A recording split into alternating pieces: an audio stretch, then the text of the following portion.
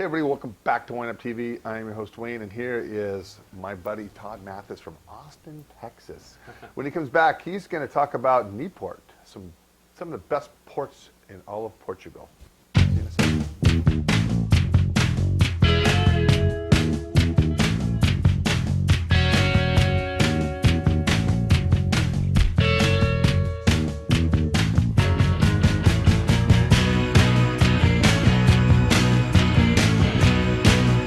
Everybody, welcome back. Todd, handsome guy from Austin, Texas.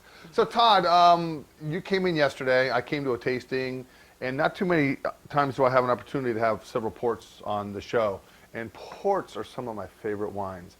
I just love them. I love smoking some cigars too. So, not a lot, just a few here and there. But your past, you work for Martin. Martin's Imports down in the Bay Area. Mm-hmm. And I remember, I saw Martin last year at a tasting, but I remember meeting her for the first time, I think it was 96 or 97, down at her house. She had this champagne sprawl, and man, she had like the biggest mound of raw oysters and two people shucking them. I couldn't even eat them as fast as they were shucking them. But Martine has come a long way, and she's done a great job building her brand and building her import portfolio. And how did you get involved in all this stuff? How did I get involved with wine? Or yeah. How did I get involved in wine? Wow. Your passion, Well, I actually got involved in wine the way that many people do, which was through food, because food and wine go hand in hand. Many years ago, I ended up going to culinary school down in San Francisco, and thought I was going to go down that path and become one of the next great American chefs. And it was actually in culinary school. So Bobby Flay's not sitting next to me? No. I ended up detouring a little bit from that path. So I actually, part of the curriculum in culinary school is you have to take classes on wine. And at that time, I had just turned 21 and didn't even really drink at all. So I didn't know anything about wine. My only experience with wine growing up was the stuff my mom had in a box in the fridge. There you go. And so I tasted it when I was a teenager and thought it was terrible, and thus thought I didn't like wine. So it was really... that was a ploy by your mom, by the way. Yeah, I think it was. Yeah. She kept the good stuff hidden. Exactly. But it was, it was in school, taking the class that my eyes were opened, and it just, wow, I thought this stuff's great, and I loved the history of it, and learning about all these old world wine regions like Portugal and Spain and France and Italy, and these wine regions where the history goes back literally millennia, was just fascinating to me. So I ended up going and getting a job in a wine shop in San Francisco while I was still in culinary school, just because I wanted to learn more. And it grew from there. It's fascinating, isn't it? Oh, yeah. And since being American, we didn't grow up drinking wine like most Europeans do. So our learning curve starts later on in life, but then it kind of keeps rolling on from there. Never stop learning. No, especially with all the wine regions in the world. Here we're going to talk about a specific region in Portugal, the Douro. Mm-hmm. And the Douro is roughly how big? Well, the whole of the Douro is over 200,000 hectares, and 1 hectare is the equivalent of about, I forget the exact number, but it's about 2.4 acres. Mm-hmm. So over 200,000 hectares is the total region of the Douro. However, the amount of land that's actually planted to vineyards is only about 40,000 hectares. All right. Very interesting, though. Less than 4% of the wines are actually made into port styles, and not every year is a vintage year for Portugal. No. Port wine as a category, just a broad category, I think, is one of the most sort of misunderstood. There's a lot of people that I think are somewhat confused and confounded by all the different labels they see on the bottles. They don't know what all these different categories of port are. They're very confused by it, and unfortunately I think that confusion and that leads to intimidation, and therefore they stay away from that section of the wine store. Yeah, and it does get a little confusing, and there's big players. There's Dow, there's Sandeman, there's Ware. Then you guys, the Neipoort is a very small player. Very small, one of the few that's still family-owned, fifth generation now, since they started in 1842, and it's now the 5th generation. Dirk Neipoort is in charge of the estate. So they're one of the few that's still family-owned and very tiny. In the grand scheme of things, Neipoort is responsible for less than 1% of all the port wine that's produced. So. I'm not going to put you on the spot, but I kind of am. Oops. The grape varietals that are in ports. I know Cinco Dow, there's Tradition Nacional. Touriga Nacional. Yeah. Touriga Nacional.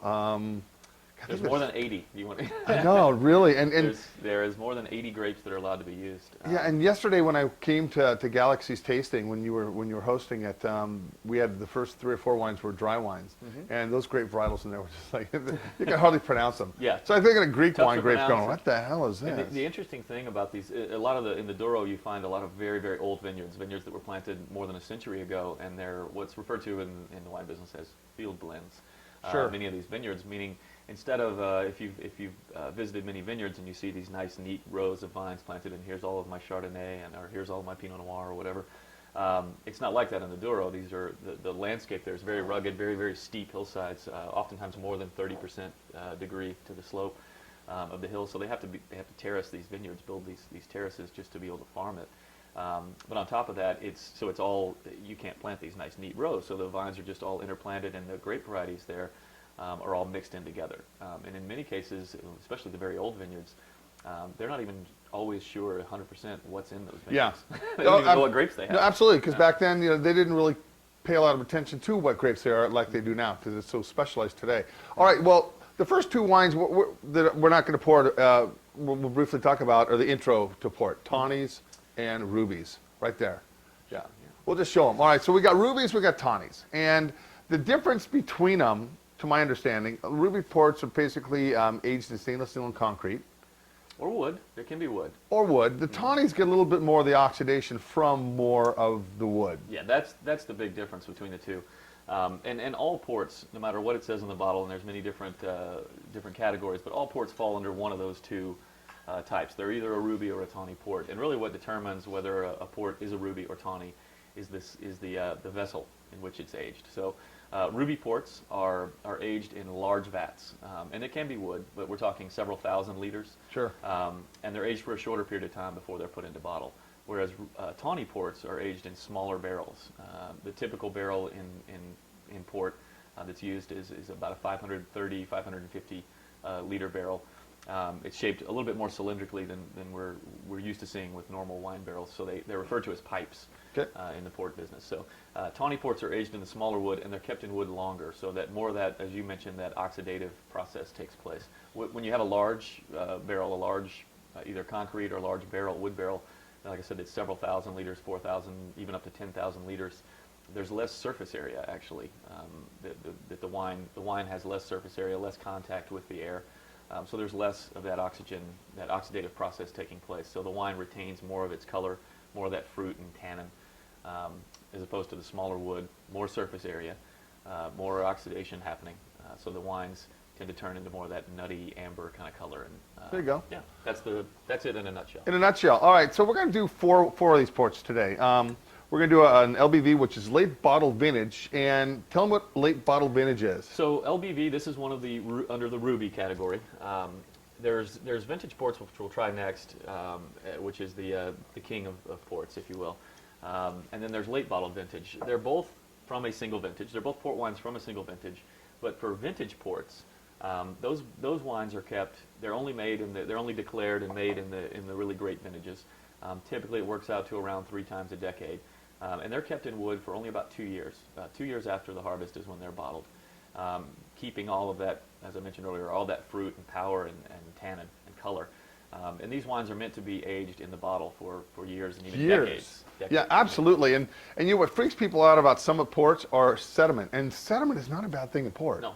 It's a very natural thing in port. You don't want to fine them or filter these wines. Well, no, you would strip everything, all the good stuff Yeah, out. you would take all the good stuff out. So you know what people, and I've had some customers say, hey, there's sediment in my bottle. That's completely normal in most wines that are made in a really good style. All right, so let's talk about... So that's vintage port. I'm sorry. Go ahead. No, go ahead. That's vintage port. Late bottled vintage is still a vintage port. The difference is it's just that. It's late bottled, so it's kept a little bit longer in wood. This one, for instance, was 4 years. And they're always 4 to 6 years, but most of them are bottled after about 4. So the nice thing about a late bottle vintage is you've got a ruby port, you've got a vintage port, but you've got one that, because of that extra time in wood, some of the tannins have refined a little bit, have softened a little bit. So it's a vintage port that you can drink young. That's a little bit more accessible young. So if you're going to have some nice blue cheese, or if you're going to have some nice dark chocolate, or something else that would call for a ruby port, an LBV is a good way to go sometimes, because it's something that, like I said, it's a little bit more approachable when it's young. Cool. All right, so on the tawnies and the rubies, intro ports, you're talking anywhere between 13 and 20 bucks a bottle. Sure. Yeah, for the intro. Intro. Yeah, for basic. Yeah. Then you go up to an LBV, and this is probably around 30-ish. In that ballpark, you Okay. can sometimes find them for a little bit less, sometimes a little bit more, but I would say in that ballpark.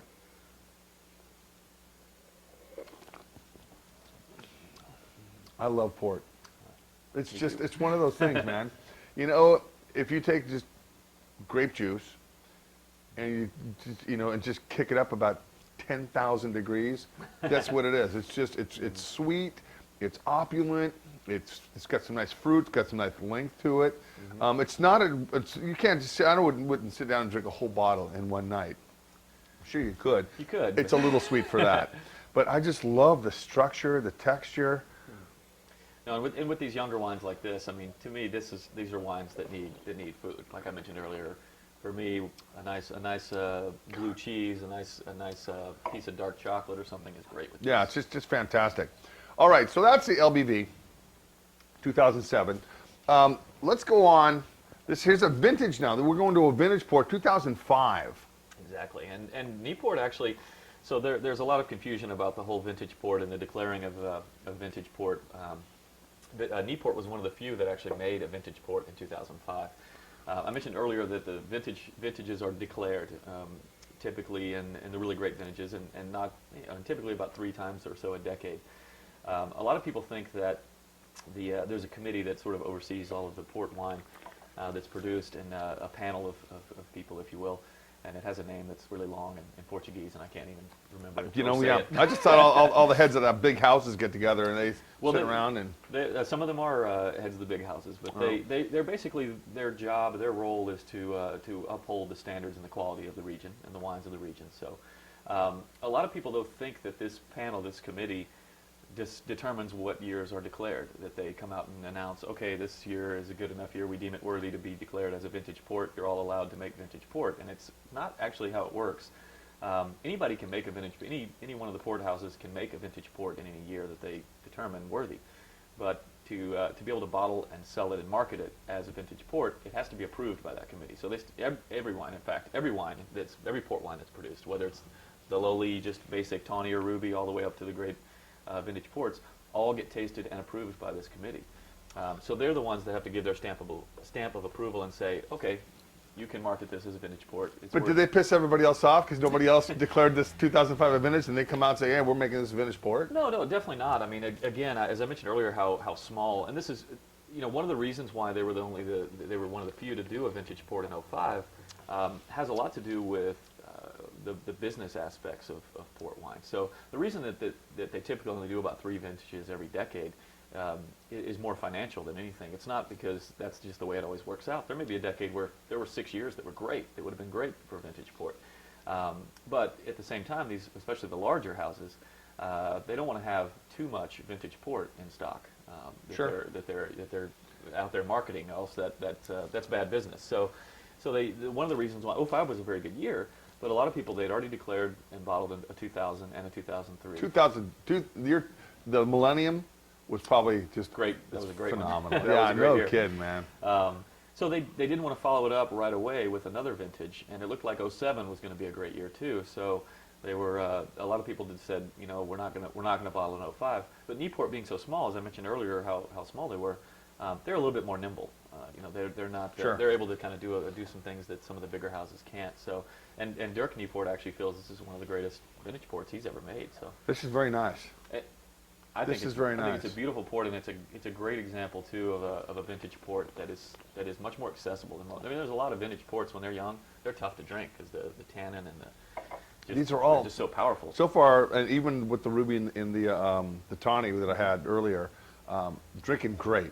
Very approachable right now. The retail on this half bottle, I know that the 2005 was more expensive than the 1998, and I carried the 98 as well. The 05, that's about, how much is this retail about a bottle roughly? For the half bottles of this 05, it's about what, 40 bucks? Yeah, no, about that. Around 42, right. 43. It's a full bottle is probably around 75, roughly 80. double that. Double that. Interesting. Yeah. All right, let's move right along. Let's do the 10-year tawny. Now, I'm a big fan of 10 years.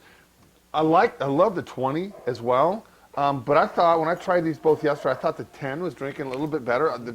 But the color changes. Look at that color. Yeah, that's Look at that. very different. You can see from the vintage. It to just the 10-year mellows tawny. it out completely. Absolutely, and so this is one of the examples under the tawny category, the 10-year-old tawny, and that doesn't mean that there's 10-year-old wine in here. There's some wine in here that's maybe a little younger than 10 years old, but there's a lot of wine that's much older than 10 years old. The idea behind 10-year or 20-year or even 30-year tawnies is that the wine is supposed to somewhat represent a 10-year-old port or a 10-year-old example. Now when it comes to Neipoort, though, his 10-year-old tawny is really more the equivalent of a lot of people's 20-year-old tawnies. The average age of the wines in here is closer to 20 years, in fact. But there's even some wine in here, believe it or not. There's even a few drops of wine from the 1860s. Wow. That makes its way into here. That's pretty cool, actually. Yeah. You know, and just the color, the structure, the nuttiness, the caramel characters, it's amazing how it loses a lot of its color but picks up a lot of other nutty characters to it. Absolutely. Just a phenomenal wine. Absolutely, and the other nice thing about these older tawnies especially is because they've spent so long in barrel. I mean, again, there's wines that are in here that have spent decades sitting in these barrels. That oxidative process has taken hold. So these are incredibly stable after you open them. You don't have to worry about drinking them that night. Sure, You absolutely. can have a glass, put the cork in, and put it back in the fridge, and it'll be good 2 weeks later Yeah, or more. talk about that. So after you open a bottle, a fridge is probably the best thing for it? It helps, I think. It helps Okay. preserve it a little bit. Plus, I like to drink my ports with just a little chill on them. Okay. So, Well, Not- down in not Austin. ice cold. Down in Austin, dude, it gets really hot in the summertime. man. We're going to hit a port. Yeah. Give me an ice cube in that thing, right? Yeah. that's true. Interesting.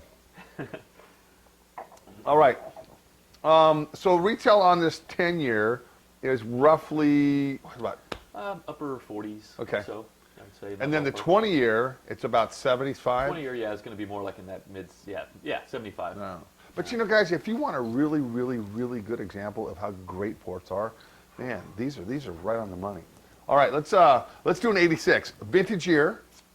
It was now this is different from a vintage port, which can be somewhat confusing. don't It know is which from a one. single vintage, but this is a specific kind of vintage port called Colheita. A Colheita is, I hate to pour this out.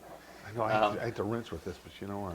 A Colheita is a tawny port, but it's a tawny from a single vintage. Okay. So this didn't go in the large wood or the large vats.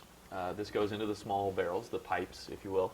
But it's all from 1 year. It's not blended like the 10-year-old, which is a blend of wines from different years. This is all from 1986 vintage. And for Colheita, they have to spend a minimum of 7 years in those barrels before they can be bottled. But they can spend much, much longer. Like I said, the oldest wine that Neipoort has still in barrel is 1863. No kidding. Yeah, which I've gotten to taste. I was going to say, that must be a real pleasure to be able to taste something like that. That's true. It's 150, almost 150-year-old wine. That's amazing. That is amazing. God dang. So Great. this- Look at this the color was- on that. This was all from 1986 vintage, and if you look, on Colheitas, they'll always tell you the year in which it was bottled. Okay. So this one, Engarrafado is the Portuguese word for bottled. Bottled in 2010, it says right underneath. Okay, so it's this was just bottled 2 years ago. pretty recent bottling. Yeah. Exactly. So from 86 to 2010 in barrel. So it's definitely quite evolved. It has evolved, and give this another 10, 15 years. I mean, one nice thing with ports is, unlike wine, you can put these down Absolutely. and just hold on to them for a very, very long time. And I've always thought, you mentioned earlier about the vintage ports command a pretty good sum of money. They can, even when young. The great thing about these Colheitas is you've got a vintage port, but the aging is kind of already done for you Yeah. at the winery. Yeah. And they're a relative bargain. I mean, where else can you find a 25-year-old, 26-year-old bottle of wine for less than $100? Absolutely. You know. Yeah, of this quality too. Yeah, And you don't exactly. have to drink it all that same night. Right. You can just take a sip off it, hit it again next week. Oh, I've had a bottle of, especially older Colheitas, I've had a bottle open for over a month, and it was still good. Fantastic. Yeah. Fantastic. Todd, thank you very much for coming by, man, and giving my audience a little brief history on Portuguese wines, more specifically ports. Have a great time in Austin, man. I'm going to come down there. All right. Do a little bar hopping on, was it 5th or 6th Street, was it? 6th Street. 6th is Street. the famous strip there with And the a lot of barbecue. bars. You guys got some great barbecue down there. Let's go eat some barbecue and Tex-Mex and drink some port. You know what? We're in. We're locked in. My new BFF, guys. When we come back, there'll be somebody else sitting on this couch. See you later.